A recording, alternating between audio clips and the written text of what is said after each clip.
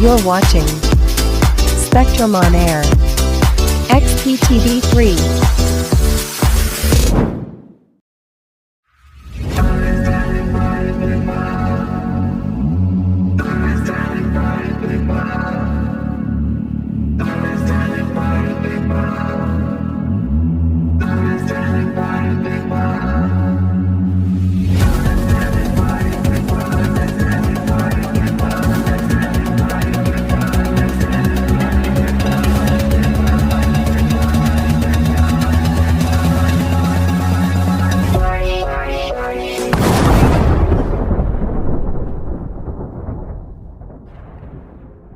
Hello and welcome to another edition of one of the Let's Get It On interviews. I'm in the studio and I've got a very special guest that you're all going to love to want to hear from. They have nearly 1.8 million followers on Spotify, and two of their songs became recognised in the Canadian Hall of Fame. I am talking to Ivan from none other with Men Without Hats. Ivan, hello and welcome. Thank you. Great to be here. Ivan, you've got a new album out and you've been on tour. So tell, for our listeners' point of view, tell us all about Men Without Hats, who you are and where you are at the moment and what you're doing. Yeah, Men Without Hats was formed in 1979 in Montreal, Canada. But now I'm speaking to you from Vancouver Island, just off the coast of British Columbia in the western province of Canada. We're just about 100 miles from Seattle. We formed in 1979 and went all the way up to the early 90s. I took a break. I was a stay-at-home dad. And when my son was old enough to go to school by himself, I returned to the stage, put the band back together in 2010, and we've been going strong ever since. That's a long time for you guys to be playing together. What started you off? What brought you all together? Well, yeah, I was a student in film and communications at McGill University of Montreal, and it was the end of the 70s, starting of the 80s. It was, exciting times. There was new music happening.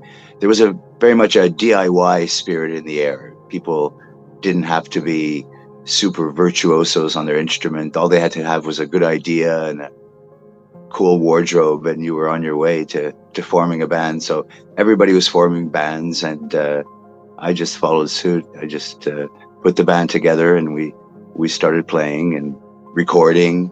We recorded a 4-song EP, Folk of the 80s, and it took off from there.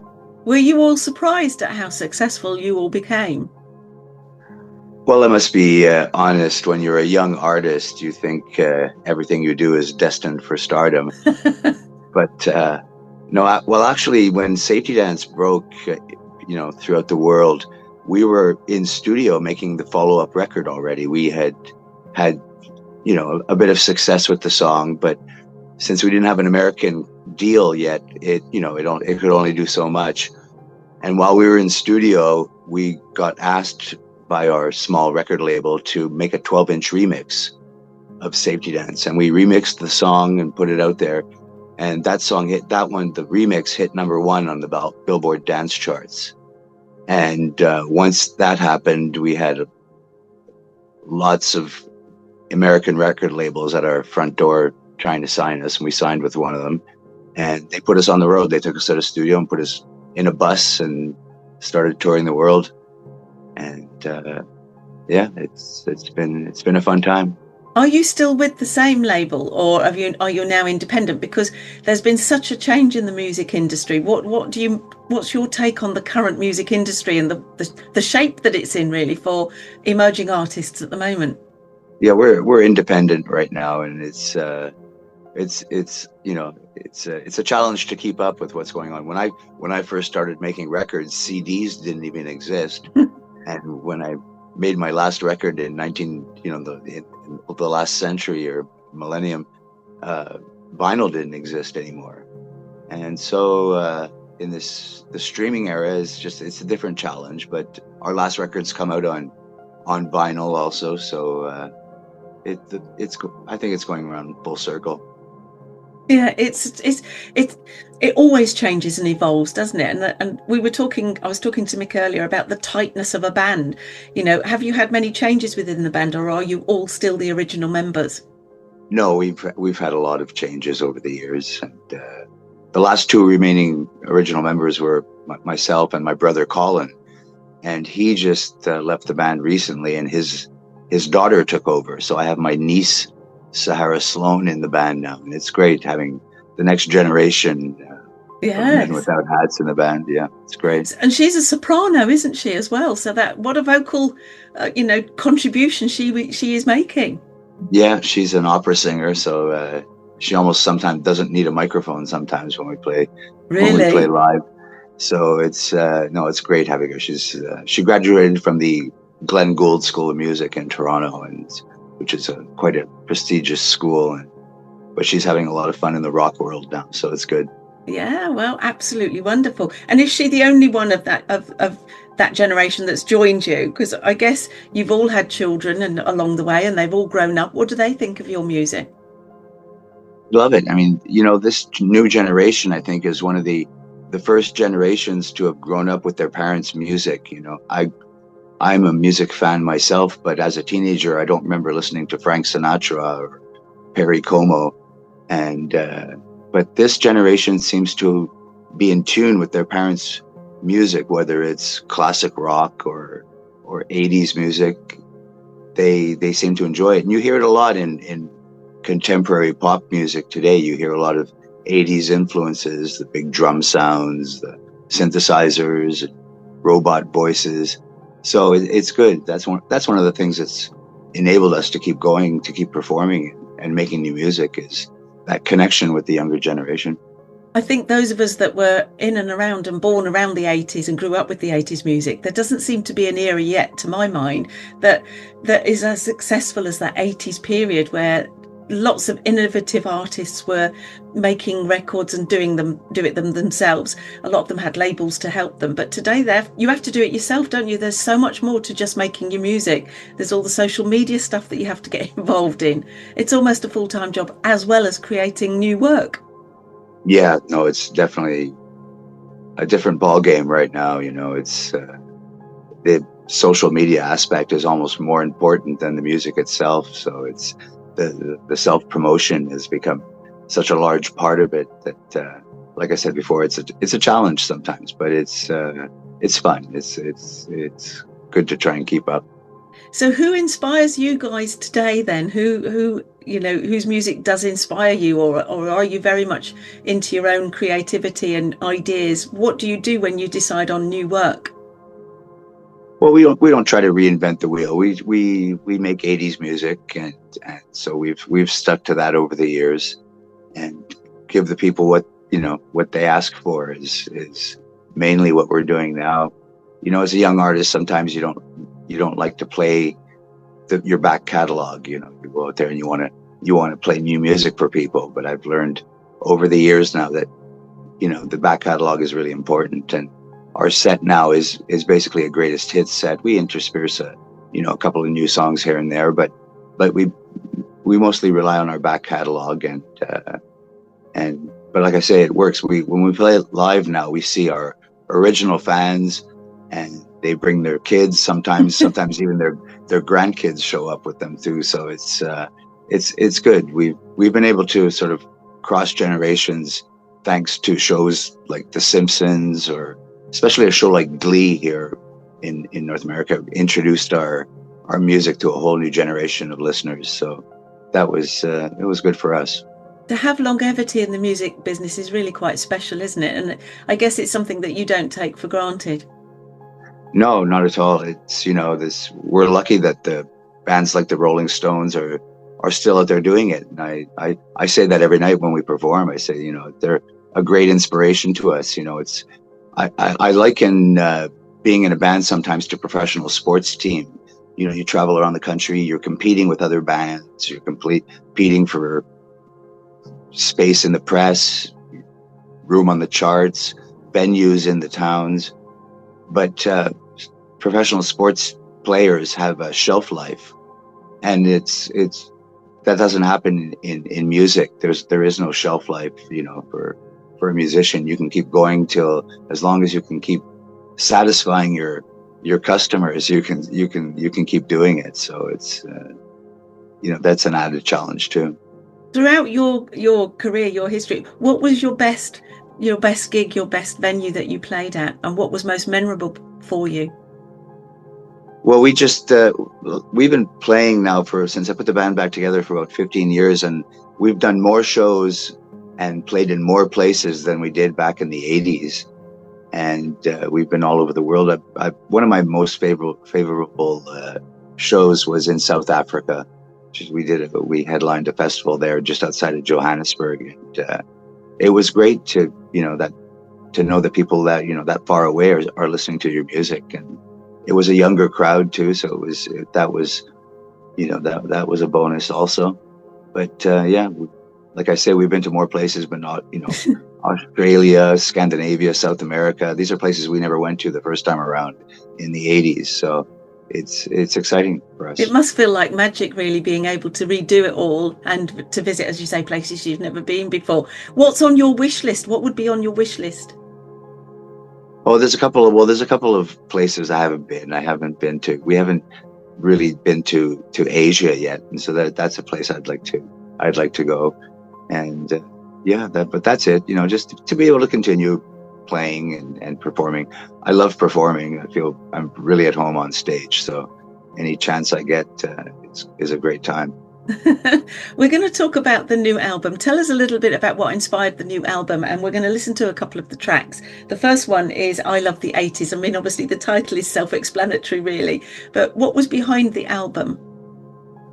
Well, the album was actually fan driven, like I said before, when I put the band back together, I was very sort of, I was content in giving a greatest hits package to the crowd. But the fans kept asking for new music. They're the ones who sort of, inspired us and sort of prodded us to get back into studio. And like I said, I live on Vancouver Island here, and there's a fellow who has a studio here, Brian Howes, who's a Grammy-winning producer, Canadian producer. So we got together and wrote songs together. It was actually my first songwriting collaboration that I'd ever done with Brian. And, the title On the Moon just comes from the fact that, we've been to so many places. We're wondering, what's next, so it was Men Without Hats on the Moon. Well, maybe one day we'll all get to the moon, won't we? We'll be playing music on the moon. Wouldn't that be something? Hopefully. So let's have a listen to the first track then from the album Man on the Moon. This is I Love the 80s, and we'll be back in a minute to ask Ivan some more questions, so don't go away.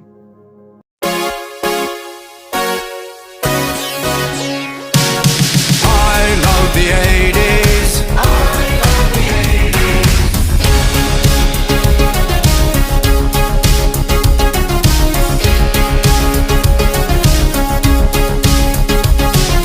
I remember so much fun back in 1981. Ain't no place I'd rather be except for 1983.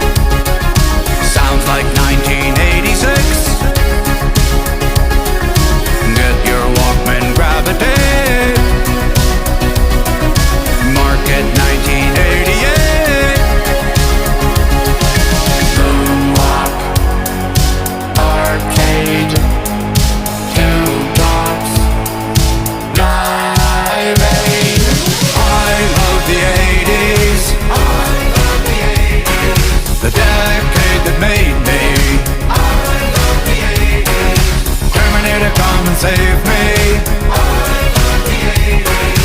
Latch came crazy, crazy about the 80s. La la la la la, la la la la la, 80s rock the world. La la la la, la la la la, 80s rock the world. New docks, spiked hair, punk rock. Who cares? I love the 80s, the decade that made me. Terminator, come and save me. Gentlemen and ladies, I love the 80s. I love the 80s, the decade that made me. Terminator, come and save me. Latch came crazy. I love the 80s. Ivan, we spoke a little earlier about the music industry today as compared to sort of, 40 odd years ago. What advice would you give young aspiring musicians at the moment? Just to keep at it. It's a hard business to crack sometimes, for sure. And as a music fan myself, I can appreciate, that success is hard to come by sometimes. I've been digitally crate digging on the internet, for ever since it existed, and I've been sort of revisiting bands that I grew up with, and also discovering bands that I missed, back then. And it's just like I say, it's like professional sports. For every 500 players that are in the professional league, there's 500,000 who didn't make it. And it's the same thing with musicians. It's for every band that's on the chart, every band that's on the top 10, there's a million other bands who wish they were. And so, when you think about the sacrifices that sometimes you have to make to be in this business, it's you don't always, when you're starting off, you don't always get the approval of your family. They want you to get real jobs. And so I was fortunate. My mother was a music teacher. She was a voice teacher at McGill University in Montreal. And my dad was an amateur musician too, had a band with his father. So I had total support of my parents to do what I was doing. And they, right up to, right all the time, they were there right to the end, but I realized that that's not always the case. I was very fortunate for that, but it's not always the case. So you're sacrificing your family, your bank account, your time, everything, and you never know, is it going to work or not? It's not like being a carpenter, and when you build a house, when you can see it, you're going to be building a house, and it's there at the end. But with musicians, it's completely different. It's a total it's a dedication, it's a vocation, isn't it? And sometimes and often not very well paid one. A lot of the musicians, on our show, they are doctors, dentists, they are lawyers, there's an eye surgeon, they've all got day jobs and they're all trying to create their music. And I guess with the advent of technology, they've been able to do that in their own studios, in their own rooms, because again, the recording and the technology now has enabled things to happen so much quicker, hasn't it, than before? Absolutely. Before it took a big budget, it took a big record company, an engineer, a producer, a special guy to go make the coffee. There was a lot of expense involved. And now that you can do it on your own, in your own home, it's changed the game somewhat. And myself, even when I make demos in my personal studio, some of the tracks are good enough and they make it to the final mix. They follow me all the way through to the pressing. So that's it's good. It's put the music back into people's hands, and it's sort of it's more democratic now, let's say. And so what do you think, Ivan, of AI that's now causing a lot of controversy in lots of industries, the art world and the music world? What is your take on AI? Well, I think that one thing AI won't be able to replace is the live performance. And I think it's becoming, I mean, I'm proof that live performance is never going to die. You know, I'm getting more and more every day. The phone is ringing. We get more and more shows as we go along. It's not stopping. It's going the other way. You know, AI's been here for a while anyway. I know that people are, you know, upset about it, but it's just another tool. And there are doomsday scenarios where AI is going to take over, but I don't know about that. There's always the fear mongers out there have always been around.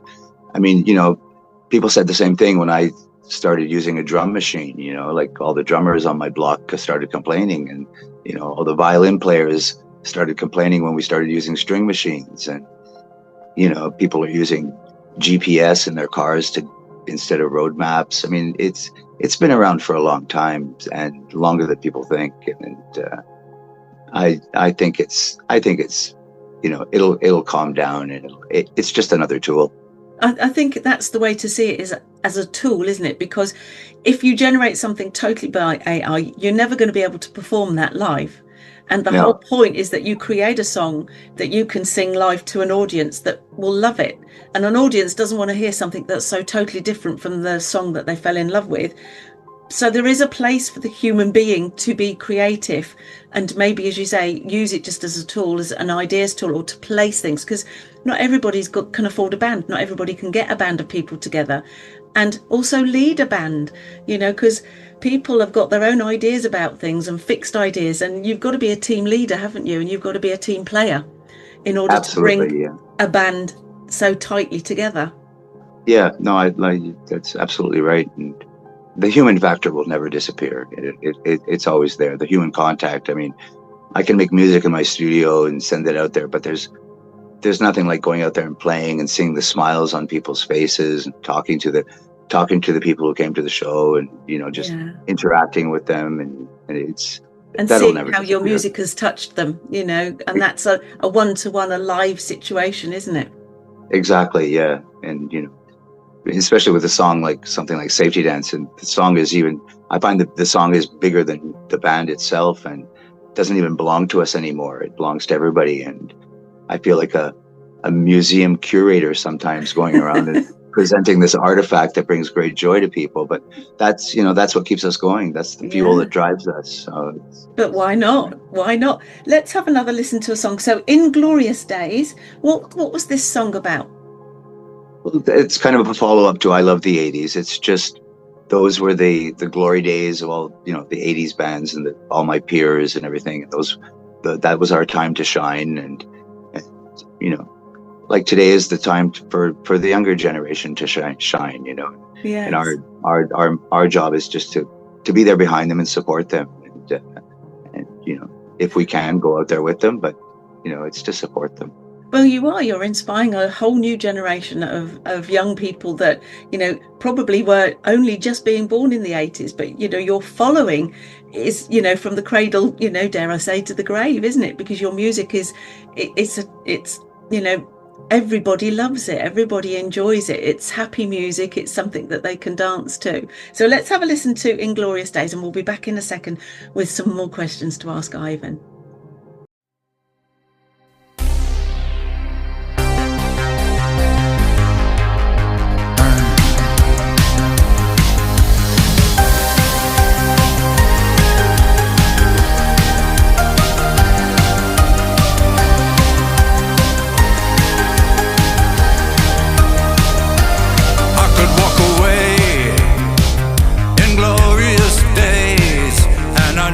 I'd ever get to heaven.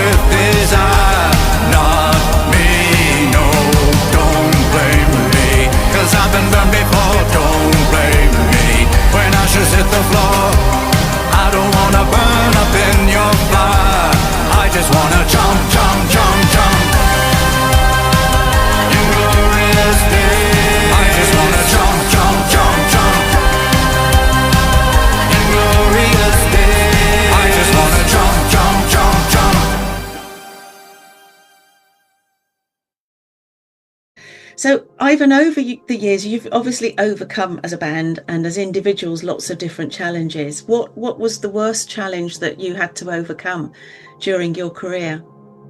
The 90s. The 90s. Why the 90s? Because synthesizers were persona non grata in the 90s. You know, the grunge music and guitar bands took over, and we had to figure something else out. But that's when I became a stay-at-home dad and raised my son. But you know, it's changing musical tastes is you know, always a challenge. And like I say, we're fortunate that 80s, there's a love for everything 80s now. It's come back into fashion almost, and we're getting more and more demands. So it's great. We're having fun.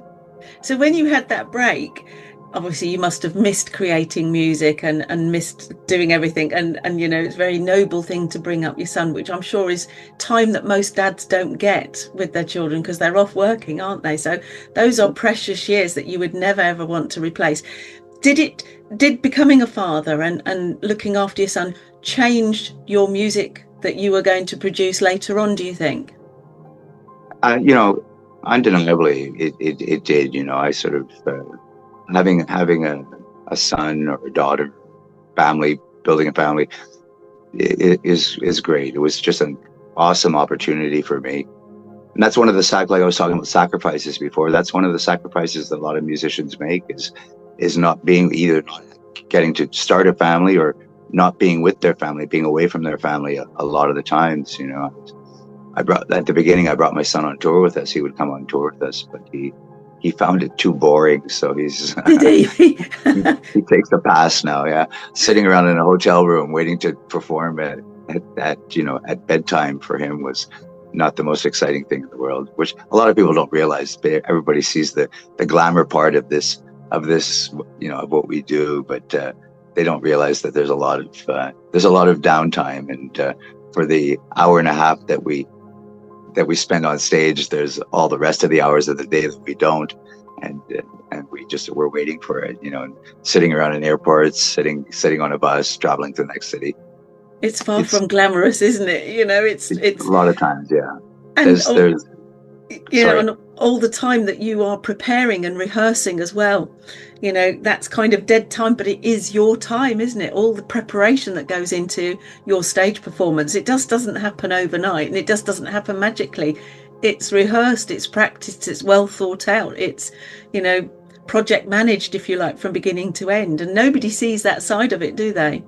No, they see the moments that you're on stage performing, or they see your video, or they hear your music, and they always get the final product. They get the end product, and they don't see necessarily like everything that led up to it. So yeah, it's a hard job sometimes.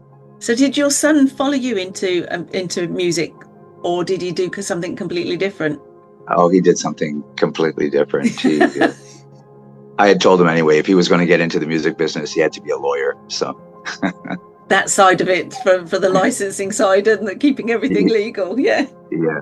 But even that's been a minefield for a lot of artists, hasn't it? You know, the legalities of, you know, the royalties, you know, and the streaming now, because it is so prolific and there's so much music out there, you know, you don't earn anything. And I think that there is a time for change, but when that will happen, I don't know.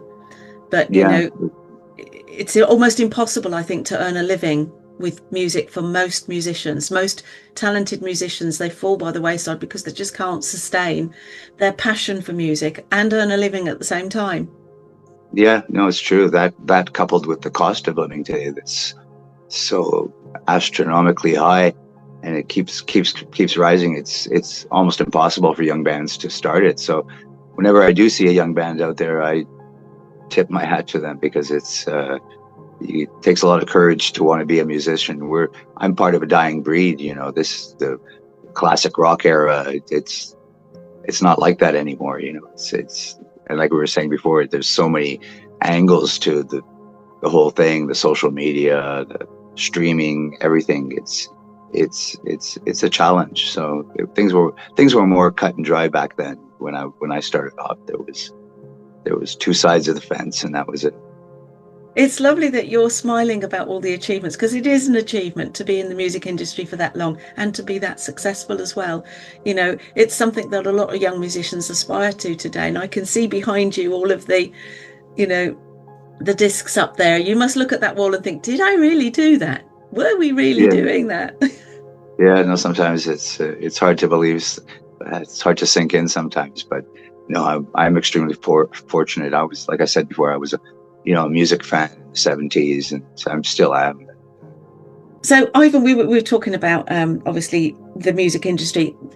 The recent announcement of MTV closing, which was it was the launch, wasn't it, of the music videos, and obviously that was hugely popular because it gave artists the opportunity to put imagery to their songs and add further weight behind the meaning of the songs. But with that closing, I guess it's now down to YouTube or other platforms that are going to take over that space. So did you guys get involved in MTV?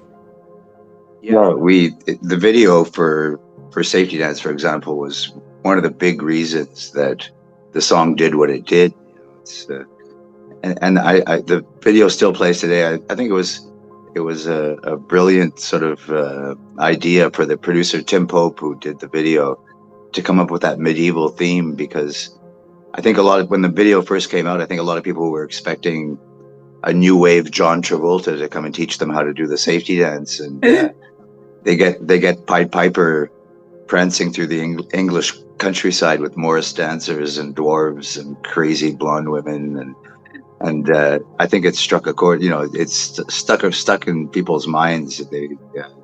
And it's like it's made it kind of timeless too, because it's almost like watching a Western. You can't sort of pinpoint when the video was made, but yeah, MTV was a big factor back then. Especially, there weren't that many videos in their rotation, so we got super heavy rotation at the beginning. But it definitely was a life-changing experience. I went from being an obscure Canadian musician to being recognized everywhere I went. So there was definitely a power to it, and it was one of the biggest tools. It was the TikTok of its day. It was the big machine to promote music.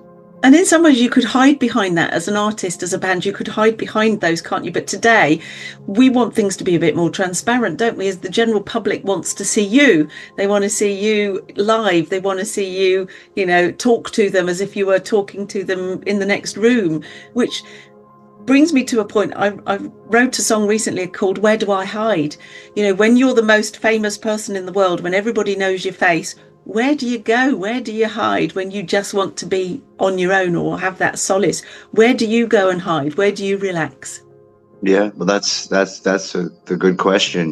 There's there really isn't anywhere to go hide. But I think that's one of the sort of, you have to sort of accept that, because that's one of the it's just part of the job. It's in the job description. And if you're not prepared to do that, then you shouldn't be in this business. It's you can't sort of go into the business saying, I only want to sell such and such amount of records, because if I sell more, I'm going to be out there too much. It doesn't work that way. You have to, it's all or nothing.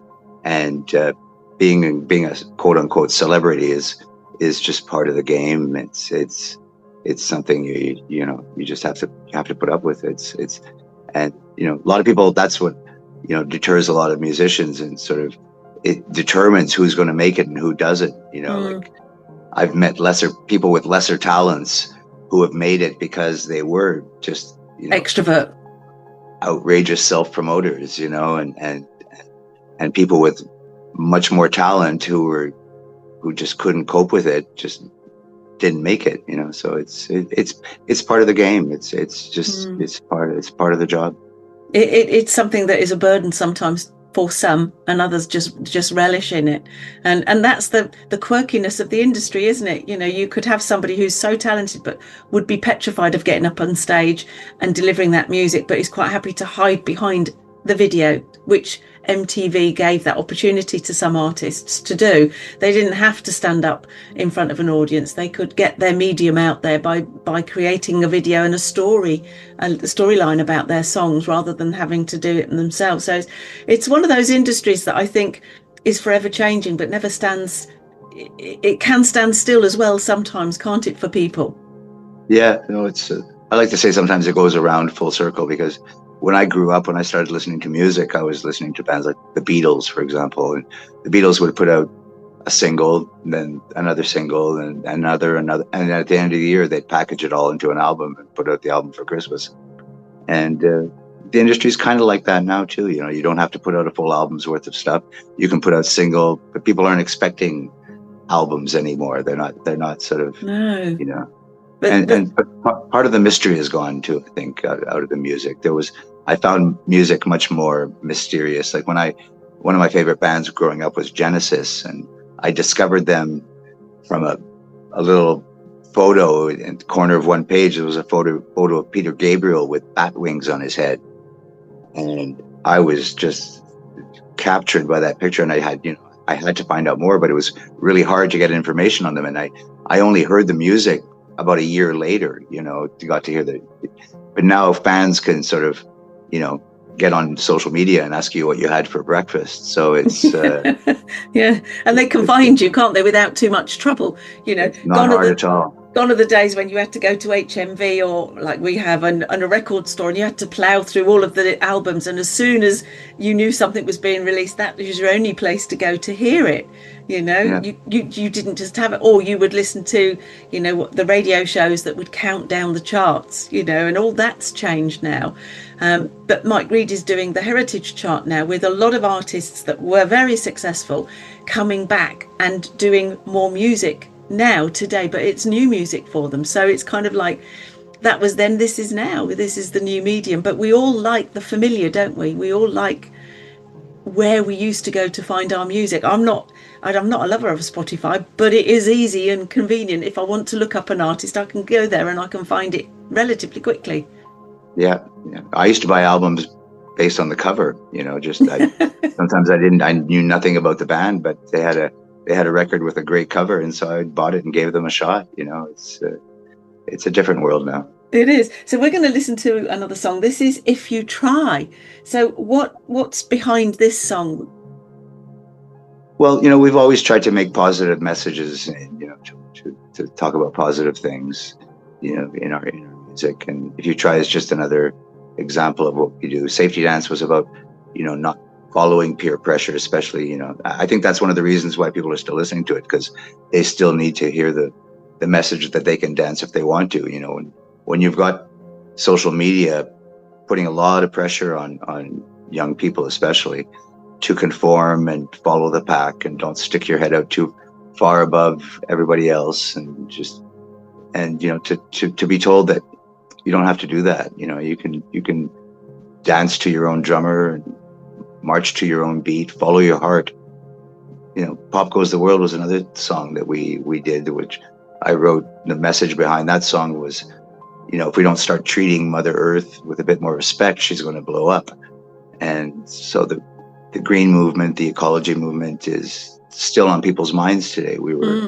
And If You Try is just another along that line. If you never give up, and just if you try, you can make it.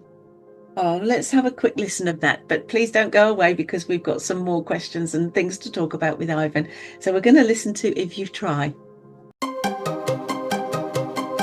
Tell me that I'm dreaming. Correct me if I'm wrong.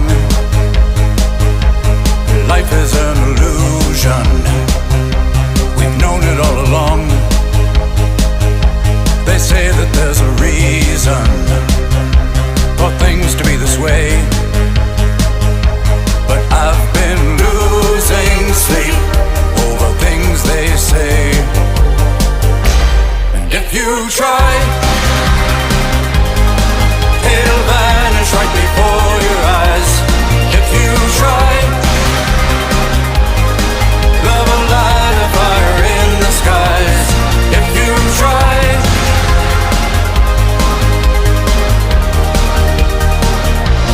tell me that I'm dreaming.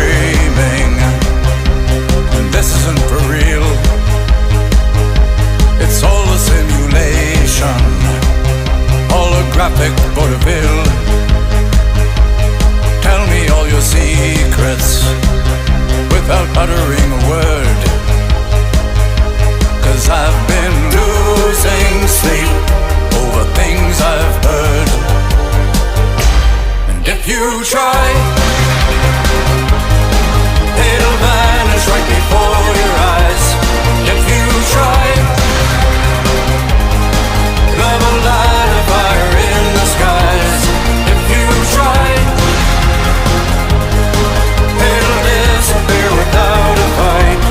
If you try,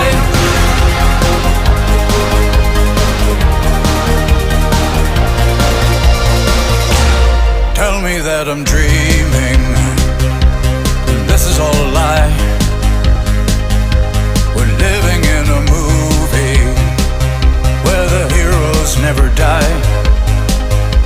And just like in a movie, when the lovers kiss, well, I've been losing sleep over things like this.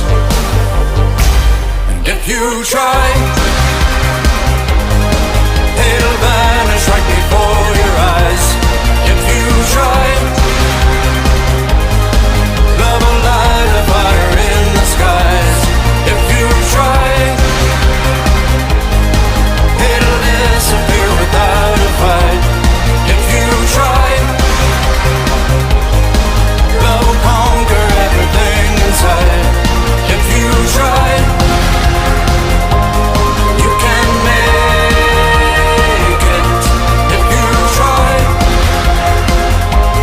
you can make it. If you try,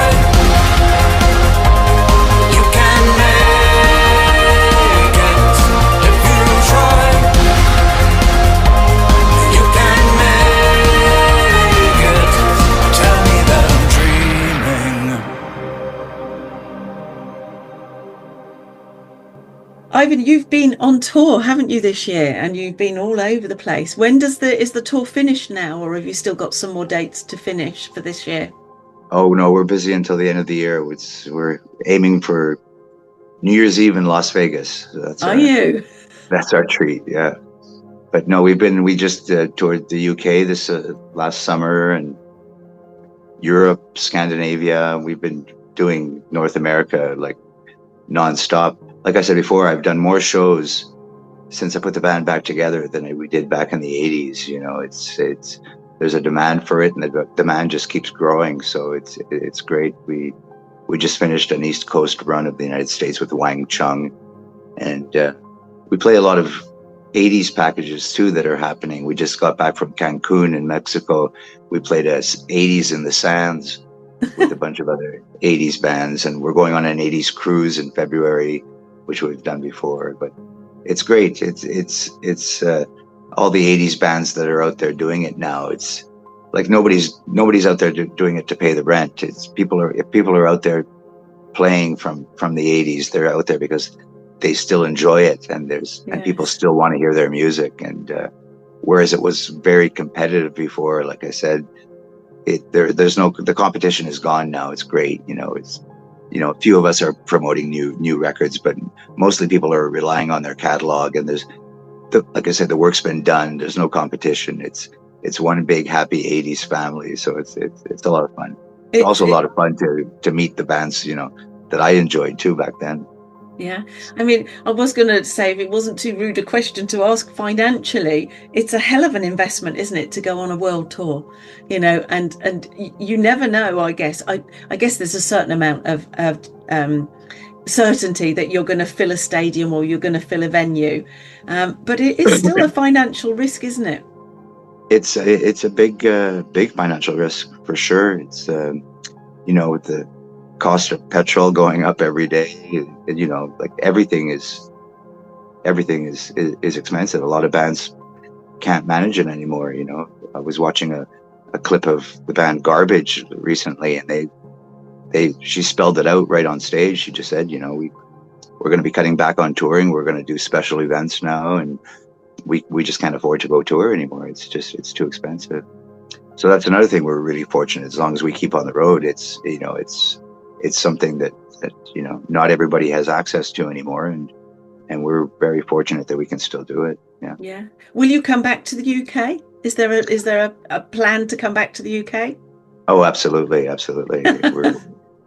We love it there. It was great. The last time this summer, the people were just so appreciative and receptive. And that's another thing too. Like everybody realizes that. I think everybody realizes how expensive, you know, life has gotten. So to be able to see your band, your favorite bands live is a real treat. And so the people are just that much more appreciative and into it. And so it was a lot of fun. You had the best summer. We had quite a good summer here this year. You know, we had some very, very hot days. It doesn't always work that way, but this year, I think we were quite fortunate with the weather. Yeah, well, we just got back from a short Canadian tour here, and it's back east. They're right in the middle of winter. Winter's starting up good for them. It's traveling, you know, North America in winter also is challenging too. Yes. And all the equipment and making sure it gets from A to B safely, you know. Yeah, don't get me started on that one. Boy. Oh, do you have any funny stories from your tours that you will take with you this year? Oh, there's a lot of funny stuff. There's always something happening, you know, that you don't account for, and so we've got a lot of stories. People have been telling me I should be writing a book pretty soon, but that's another job in itself. Well, it is. That's another big job, isn't it? Really, you'd have to have somebody to write it or help you write it, because I guess time is something that you don't have an awful lot of, you know, with planning tours and the logistics of getting from one place to another, you know. Yeah. So what is Colin going to do is he retiring or? No, he actually left the band because he got a job as he's the head of the voice department at the Victoria Conservatory of Music here on Vancouver Island, where we live. So instead of being a rock star, he's going to be teaching people how to become a rock star. So he's got the pedigree to do it, hasn't he? You know, he does. He's preparing the next generation, so it's great. Well, that is a nice thing to do, but I guess for you guys, you've been a long time together, haven't you? It'll be strange. Yeah, no, it's going to be a, you know, it's definitely different. But having his daughter in the band, having my niece Sahara, it makes up for it. She's already a crowd favorite, so it's good. Oh, you see, there you go. So we're going to have a listen to another track now before we lose too many minutes. Runaway. What's Runaway all about? Runaway is it's basically a love song, and it's kind of self-explanatory. It's you know, it's like that old saying, you know, like what is it? If you love something, let it go, and if it comes back, it's yours forever. If it doesn't, it never was. I think that's a bit of what that song is about. Well, let's have a listen now, but don't go away, because we're going to keep Ivan for a little bit longer.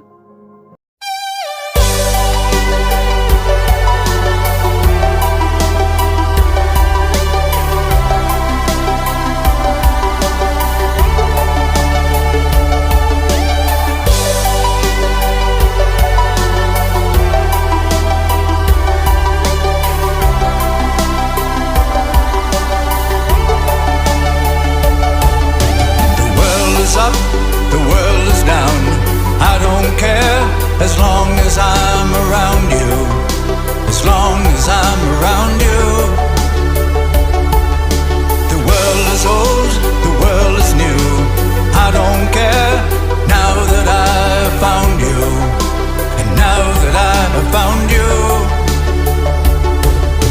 And everybody wants to run away.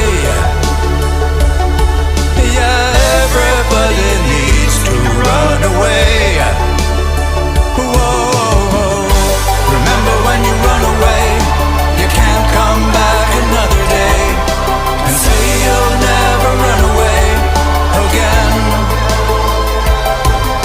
'Cause every time you run away, if you return, you'll never stay. You'll only wanna run away again. And everybody wants to run away. Flat, the world is round, but I don't care as long as I'm beside you, 'cause I belong beside you.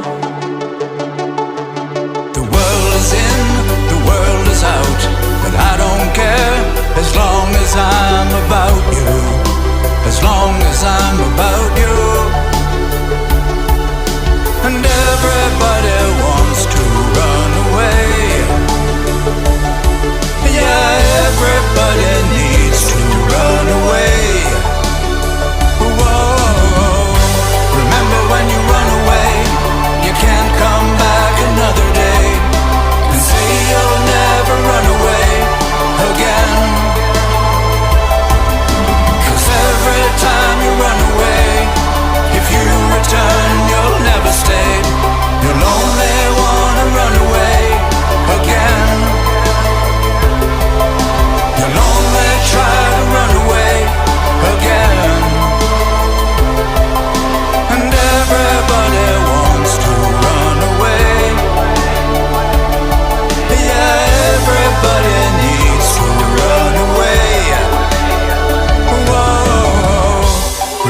when you run away, you can't come back another day, and say you'll never run away again.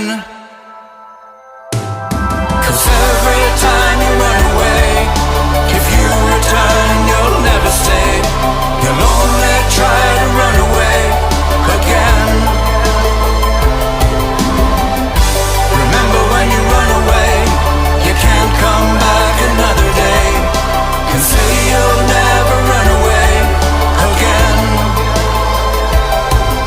'Cause every time you run away, if you return, you'll never stay. You'll only wanna run away again. You'll only try to run away again. You'll only wanna run away again. You'll only try to run away again. You'll only wanna run away again.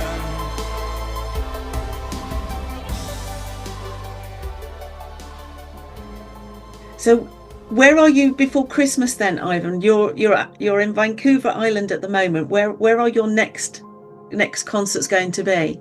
We're heading back to the East Coast of the United States. We're start off in Atlantic City, work our way to New York City, and then we fly to Vegas for the New Year's Eve show with Missing Persons. So that's another.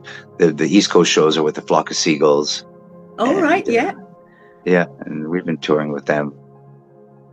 They're a favourite band of a guy called Steve Blacknell. He first supported Flock of Seagulls when they first started, and he absolutely loved them. So that'll be nice. I will pass that on to Steve. He'll be pleased about that. So you're not home for Christmas then? Not home for Christmas, no, unfortunately. But it's happened before. Just have to get a little tree in the back of the tour bus and make do with it. Have Christmas on tour. Mm-hmm. Exactly. Going back to videos, I've just remembered a question I was going to ask you. So who does your videos at the moment? Is that another sort of, you have to outsource it? It's not something you're doing yourselves? Well, we sort of, everybody kind of pitches in now. It's we have a producer who comes and does the physical work, but the storyboards and everything like that, myself and management and the rest of the band, we sit around the table and put the ideas together and everything like that. It's I hadn't done a video in 40 years, so it was actually quite fun to get back into that sort of headspace to do videos. It was I had forgotten how much fun it was to do a video. One of the things different now though is with new technology, you can see the rushes right after you've done the shot, where back then when it was on film, you had to wait like almost a month for the films to be developed and so everything, and there was no room to change it. You couldn't do anything. You just had to sort of suffer in silence. But now with the technology, you can really you can change things right away and do things differently right away. It's great. Ivan, it's been so lovely speaking to you.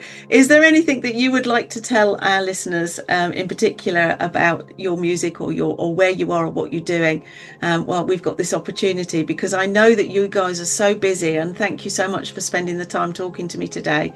It's been really lovely to get a little bit more of an insight into you and Men Without Hats, because it's just a privilege and an honour to be able to speak to you. But we've got lots of listeners out there who are aspiring musicians, and they would love to just have a message from you. What would you like to say to them? I just want people to remember that they can dance if they want to. that says it all about Men Without Hats in a nutshell. Just, you can dance if you want to. You can dance if you want to. Well, Ivan, we're going to let you go now because I know you've got 1,001 things to do, but thank you so much for joining us. We're going to play out to the last song, which is probably a nice one to finish, which is Love Me Tomorrow. And I guess the message that literally says, don't forget me, love me tomorrow, love our music tomorrow, love it as you did yesterday, love it in the future as well. Is that the right meaning behind that song? It's perfect. Oh. Well, we're going to play out to that. Enjoy the rest of your day, and thank you so much for spending time with us. Thank you. Great talking to you. And you too, Ivan. Take care. Bye bye now. Bye now.